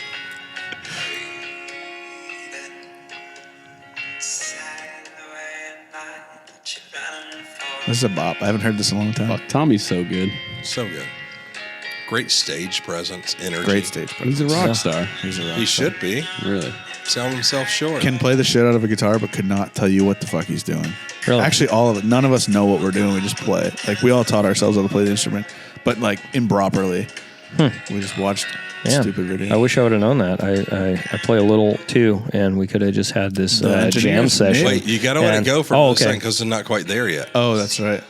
This is not what I was envisioning your music to be. Actually, Well, that's the thing is we You all think grew up. Sonic Death Monkey? Well, we all grew up playing like heavy music, and then we Right. all in different bands. Then we got together, and this is what came out. So it's like a super group, if you will. Pretty much. Yeah. Yeah. We're the Traveling Wilburys. Yeah, I dig it. It opens up at the end.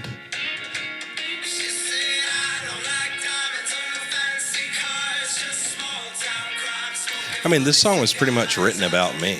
It's a pirate's life. It's literally about you.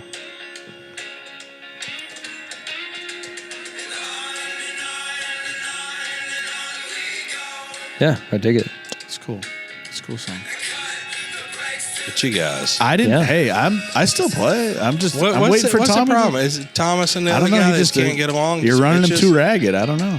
Well, that's his woman. Well, you're He works conducting half as much time illegal as he searches used of to. his property while he's trying to work. I mean, you guys saw that. I did. His Fourth Amendment right was violated. Yeah. I violate Thomas in every way I want. I will say this part, not my favorite. Having to stand the on stage clapping? and clap to get other people to clap, not my favorite thing to do. But it works. Don't be stuck up. Be open-minded, Jay. You're right. That's a good point. See, I cherish it now. You know, I'd it's kill a- to be doing it. It's a right great now. part of the song. It's a transition. It is a bridge, if you will. A bridge. Oh, here we go. It's going to open up. A little drum roll action. Not yet. What's but bass doing? Nothing. Not anything right now. None of us are doing anything. But now the bass starts coming back in. You just can't hear because it's on a phone speaker. I can hear the bass. You can Just hear kind the of bass. boom, boom, Yeah. boom, boom. Now here we go. Okay. This one. It's a great song. This is a good song. One of our most listened to. All right. You don't have to entertain us anymore. Oh, We'll dude. be fine with Okay. it. But so Feel that's free to easy. download that album. Freaking Apple clowns. Music or Spotify. Pay us our 0.0003 cents. That's how much we get. Well, you should have tried harder. But I think they forgot to log into it, so we can't collect that money ever. That's horrible. It's like probably the guy that millionaires. lost his Bitcoin Yeah. password or whatever. Yeah. No, Ethan did that. Ethan had Bitcoin on a computer that he lost from 2010. I forget. I think it was 50 Cent bought it one of his team members told him to invest in it. It was 15 years prior, and then they looked, and then he ended up having 500 grand or something 5 million or something crazy. Ethan calculated his, and it was like that. It's like $500,000 or $1 million. Crazy. My oldest son was like, "Hey, you need to invest in Bitcoin," and he was 12 at the time. I'm like, "Shut up, go Yeah. away. This is fake money." Cool Legos. Yeah, and now I'm like, "Yeah, Jacob, you gave me really good advice financially, and I should have taken it." But want to finish a couple thoughts before. I was just thinking of them. So real quick, I think I overstated my county size. I think it's actually 4,000. I'm confusing it with Lake County where Thunder Ranch is, and that's 6,000. So in case somebody was like, "That motherfucker," Yeah, he's not Yeah. even a real cop. Yeah. Stolen valor. So Fuck those guys. yeah, They man, got too much time. Yeah, Oh, I got to show you a picture later from that just reminded me. I was thinking of Redditors. I got to show you a picture later of some guys that showed up at the event we were at. Just prime what a Redditor is.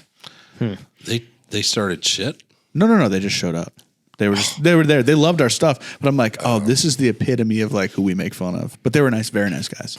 So I won't air their photo in public, but yeah. So, we were talking about training and talking about the ability of somebody to go, like a police officer to go to a law enforcement handgun instructor course, and you can go there and be an instructor. You get a piece of paper, and that piece of paper will allow you to teach many other people for a period of time, usually their whole career. That may be the only class they go to their entire career because that's going to be the guy. Right. Because of funding and time and all of those things. And it can be really bad. It can be really, really bad for real world that examples of it. agency, and the lack of accountability of performance for your people and training documentation and actually following what training things need to happen for low light shooting at moving targets, etc. That I know it's case law that you have to do these certain things, and I know many, many places don't do it because my agency So hard struggled being a cop. with that. I mean, man. all that stuff. Especially now. I really love and appreciate cops. I'm also a little leery. Yeah, don't be But- a dick. Well, he has reason Them, to be. the You have- cops. Don't be a dick to I people. mean, He has some both. reason to be. Yeah. Yeah. I mean, I think both. I mean, God, I've been such a dick to cops, but it's generally because it started out that way, and Yeah. I've got money to get myself out of trouble. Yeah. Oh, Yeah, right now, I would hate to be a cop. Yeah. It's like everybody's racist and homophobic and all this dumb shit that really none of us are. But it's like, oh, you got to be extra careful of, like, just don't be a cunt. Just don't be a cunt ever. Right. Like if you're a cop or you're homosexual or trans or you're a minority or you're a white dude, just don't be a fucking cunt. Yeah. How hard is that? I don't understand people's like you deserve to inability- get your ass kicked if you're a cunt. That's what I think. Right. I just don't understand people's inability to fathom, like they don't get why cops would jump to conclusions or be jaded. And it's like every person you're encountering nowadays doesn't like you, is recording you, is lying to you. And is innocent. Right. Yeah, exactly. And is innocent. So it's like humans are humans. Like it's only, and we've offline, we've kind of talked about the psychological aspect of it where it's like, if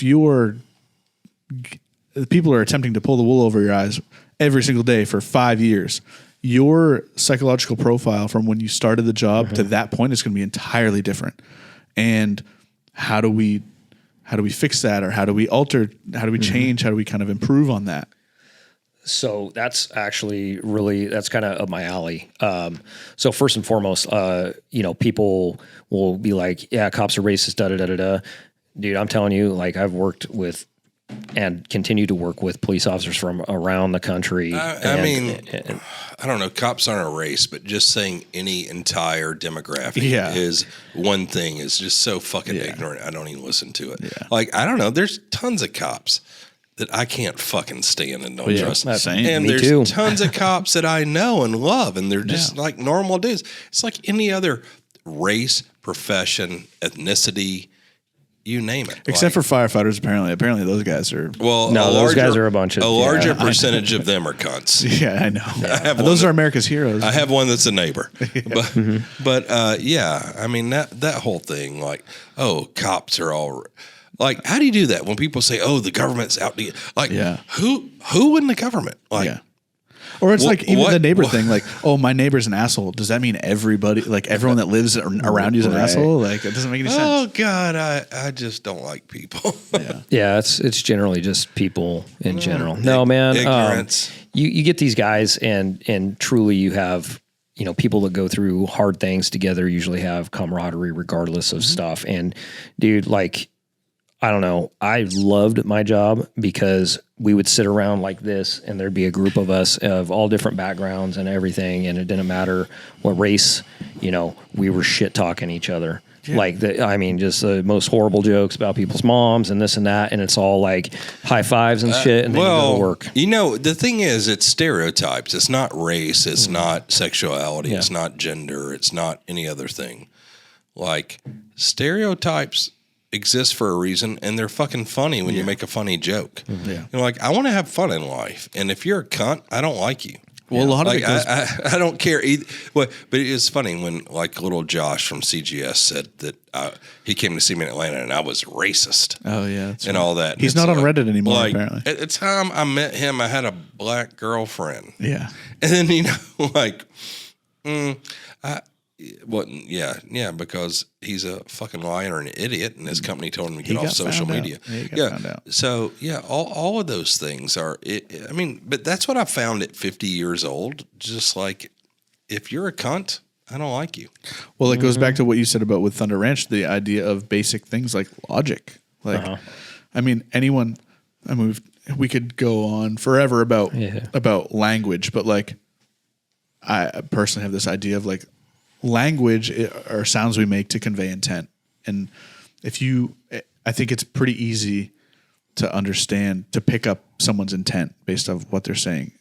If you can very easily tell that there's no malicious intent and you become offended, I believe that's a choice that you're choosing to become offended about. Well, to me, you're homosexual and I love you. Yeah, you seem very nice. Jordan works here. He's black. Right. And he's one of my favorites. Yeah. Thomas, also homosexual. Don't care. Right. It's like, you guys aren't cunts. Yeah. We're all cool. Yeah. I hope I don't get stolen valored by the gay community. I hope they're not like, he's not actually gay. I don't think they want to claim me. Well, I don't. You're right. And I need to apologize. Because if you're a girl and you experiment, you're not gay. But if you're a dude and you experiment, you're gay. How many bridges do you have to build to be a bridge builder? So there we go. No. Anyway, well, I have to go. My ride's here, and I don't drive because I'm fancy and have a driver. I didn't know what time it was. So you'll be here tomorrow. I'll be here tomorrow. All right. Yeah. So I'll be here tomorrow. Jay, Yeah. gay, straight, Maine, New Hampshire. I love you. I love I'll you. I take you appreciate to you. And your home is always here. No matter how many times you leave and come back. Thank you. I appreciate that. And I'll always be back. Eventually, I believe it. But that's so great. I learned some stuff.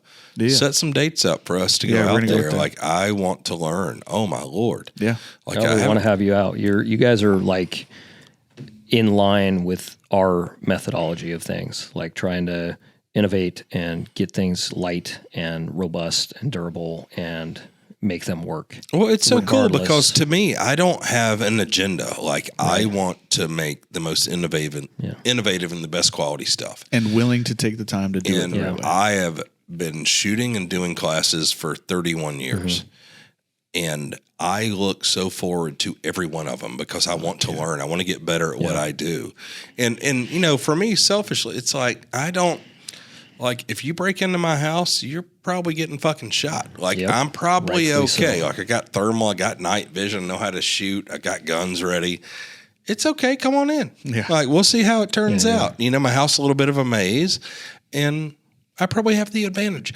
But all these things for hunting and shooting and practicality, like, every little percentage I can learn, I get better. exactly. And I love it. And as much as I don't like our industry and I talk shit, I cannot get enough of firearms and shooting and learning and getting better. And anything I can do, and like what you guys are doing, that's exciting to me. And just in its purest form, like, let's just be practical, let's be better. Yeah. And we'll find ways to work together as well. And, Yeah, and it's each of us wonderful. will bounce off each other. And it's Yeah, only man. going to, that's what we should be doing as an industry. Very, very impressed with the engineers. And, I talked to you Thank and you. you took me through a bunch of the stuff yesterday and I'm like, yeah, this is cool. And then we deep dived a bunch of things last night. Like I built a fixed rifle yesterday, right? And just talking to the engineer on that design or did a lot of designing on it. I was like, man, this is like really freaking smart. Like, and I deal with a lot of guns and a lot of stuff. And I was kind of like, I was very impressed and continue to Thank be you. impressed by this team here. So Thank no you. bullshit, like not whatever. You're doing take you're them to the doing factory. great things. So Thank you. Impressed. Well, thank you. We try hard, and it's hard for people because, I have an online persona or whatever, but, I could have retired 15 years ago. Like, I still do it because I want to be the greatest, most innovative gun company ever. Doesn't mean I want to be the biggest. I don't want to be SIG. All right. I want to be HK in their prime, like we were talking about. And our engineering team, they're the best. And I believe in them more than they believe in themselves. And I don't just talk shit. Like, I put my money where my mouth is. I don't take money out of the company. I put it into, advancing our innovation and technology. And they get all of my money. And I expect a lot out of them. But it's also why we can hire anyone. And why you see different products. Why shouldn't we have a shorter bolt throw so you're fast on follow-up shots? Why shouldn't the gun be lightweight? Why shouldn't you be able to switch calibers? You got to start from the beginning. And most companies don't do it because it's expensive. Like, we've got, I don't know how many engineers. We got 3 new ones coming in. So, we got a dozen engineers with 65 employees. That's never happened in our industry. It's also like, I make less money than I made 30 years ago. Right. It was simple when we had no overhead and one employee, and I got half the money. And I was fortunate, like selling the first company to Remington. I live a basic life. I have a house, I have a truck, I have a company. I want to go to Africa a bunch. That's all my money. Everything else is paid for. And everything else can go into the company. Like, I don't need more. But I think it's my lust and love for innovation over my lust and love for more money. You know, I've had more money in my life, and my life wasn't better.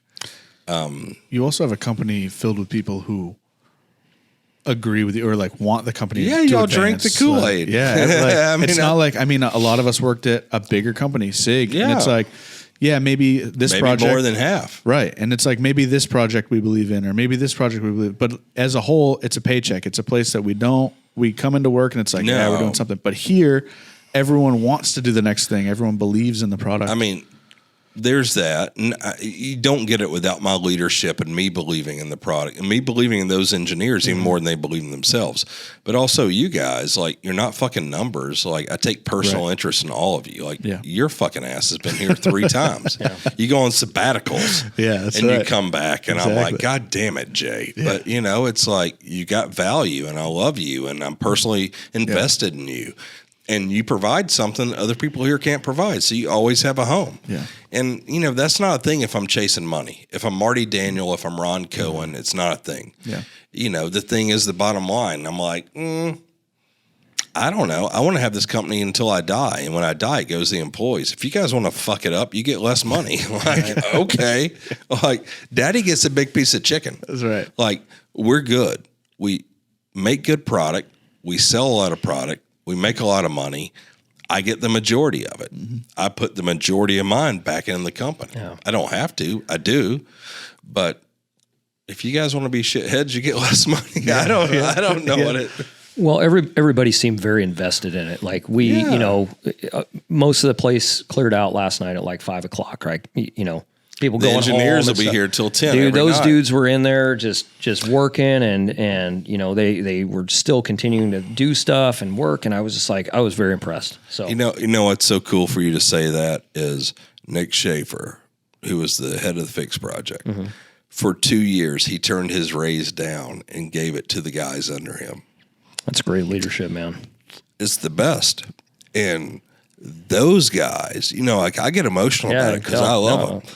And it's like, that's what I want for our company. Mm-hmm. And you can't buy that. It's like, I can't convince Nick to do that. And I would never ask him to. Mm-hmm. Like this last year, I had to force him to take a raise. Yeah. 3rd year in a row, he's going to do it again.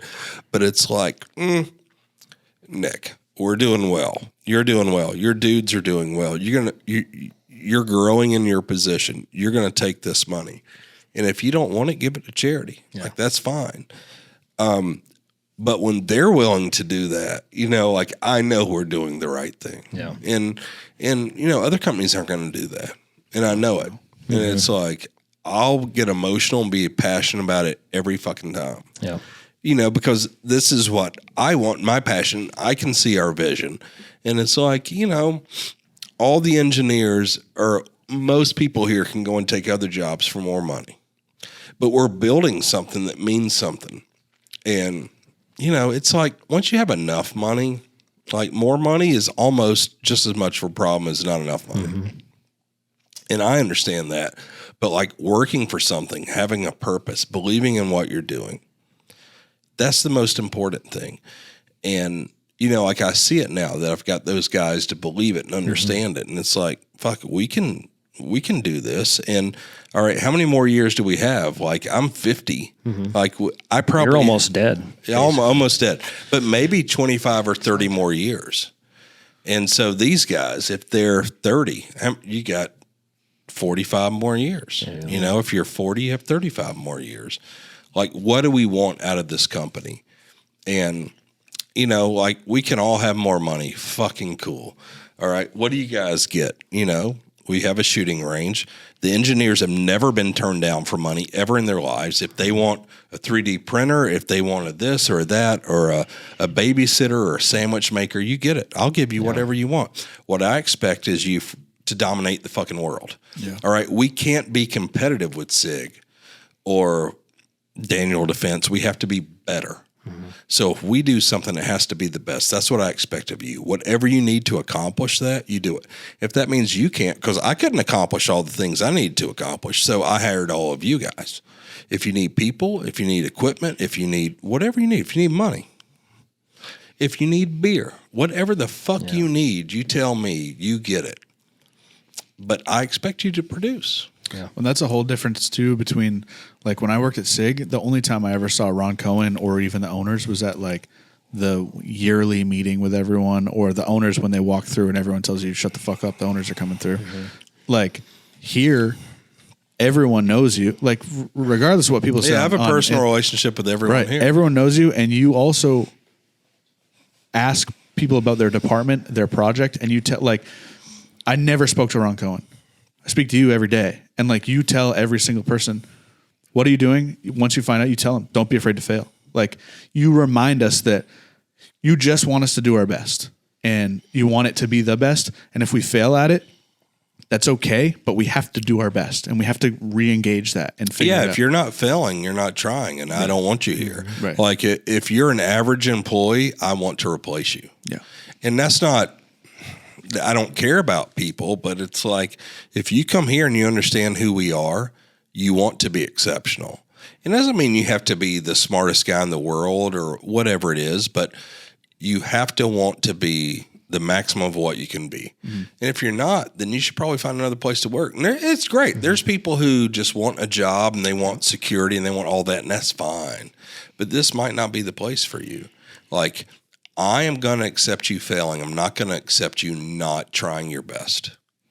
You know, and yeah, I mean, and I put my money where my mouth is. Mm-hmm. Like, I mean, I pick all kinds of fucking projects that we probably shouldn't do, like 8.6 or you name it. Like, Yeah. I mean, the fixed rifle in general, I mean, it's something I wanted and I think is needed, but maybe I've not been that good at explaining or marketing the product, but it's necessary. And I think the fix is something that when it's 20 years old, will gain acceptance and everybody will understand 100%. it. We're not going back to the Remington 700. That's fucking dumb.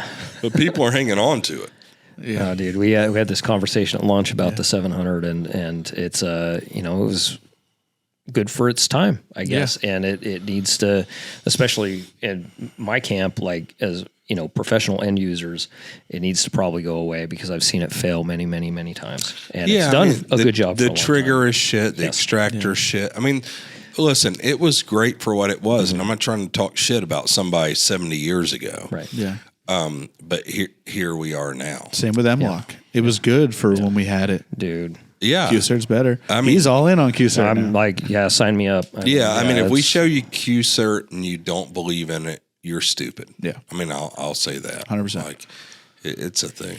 I've been saying it for a long time that I think that M-Lock and Pick Rail are the two worst innovations ever for gun stuff. They're great. Don't get me wrong. People are going to lose their mind. Probably should have had a much shorter lifespan. I see people mount all kinds of shit to it incorrectly and it fails. That's why. The problem with the gun industry is you don't get half the investment you could if it weren't guns because it's political. Right. And that fucking sucks. The other part is we're fucking lazy because every 4 years you have an election or there's a school shooting or there's something terrible that happens and guns become a target. It's not, we prescribe every fucking kid antidepressants or whatever the real problems are. We don't fix the real problems. Guns are the problems. It's like, okay, how many kids do pools kill every year? Shitload. Well, yeah, and guns, but it's nonpartisan, so it doesn't matter. It doesn't count. Yeah. But guns are partisan, and that's a shame. I don't know. I don't like getting political. No, but because of that, companies will just say, okay, well, we'll sell what we got when we can, and then we'll chill. But they don't spend money on innovation because it's easy to spend the money on production, and you capitalize on elections or on political events. And I think that's bullshit, and I don't like it. I don't like being political because, there's some parts of me that are kind of liberal, and that's not popular to say in our industry. Right. But there's also the core of me that is really, really, extremely conservative and traditional. And it's like, I'm a grown-ass man. I should take care of me and my own. Yeah. And I don't need the government to help me, and I don't need you to bail me out, and I don't need the cops coming to my fucking house, and I don't need you showing up to things.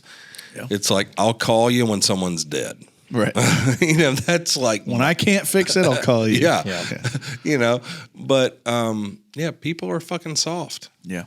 And I think the same way about my company, and I think I'm in this weird spot with my company. I can get all the investment I want. I can get $10 million tomorrow if I ask for it. No questions asked. If I'm not willing to invest in it and do it, I shouldn't ask for it. And but it's also why I have no debt. And it's also why I have more freedom than Ron Cohen or Marty Daniel or you name them. I can tell everybody to fuck off. Like, I don't need your money. Like, I don't owe anybody anything. And I want to do the best shit. And you should believe in me because we prove it time and time again. And I'm not doing it making you part of the test pool, or you're not an investor, and I'm not, beholden to anyone. I don't have debt. But, you still see people think when you develop something new like Fast Twist or 8-6 or The Fix, people like him and haw about it. Like, it's a flash people in the are pan. sheep, man. Yeah, and definitely. Yeah, I'm sorry, man. I keep No, dragging that's it out. me. That's not you. Yeah. But anyway, you guys continue. I gotta go, or I'm not gonna have a ride home. Yeah. Yeah, So. we'll wrap it. We're gonna go back. right. We're gonna go out there and we're gonna shoot guns with them. And Yeah, that was a whole, you guys were supposed to be at the ranch this week, and then you brought me here instead. we wanted to nurture a long-term relationship and not just be a one-night stand. Well, we'll go when I'm available because That's right. God knows I Jay was won't thinking of make you. it 3 Yeah. days. I'll make No. it. All right. Anyway, Hey, thanks for having thank me you. on, man. Thank you, Jay. See you later. See you tomorrow. I'm glad you work here, I guess. Me too.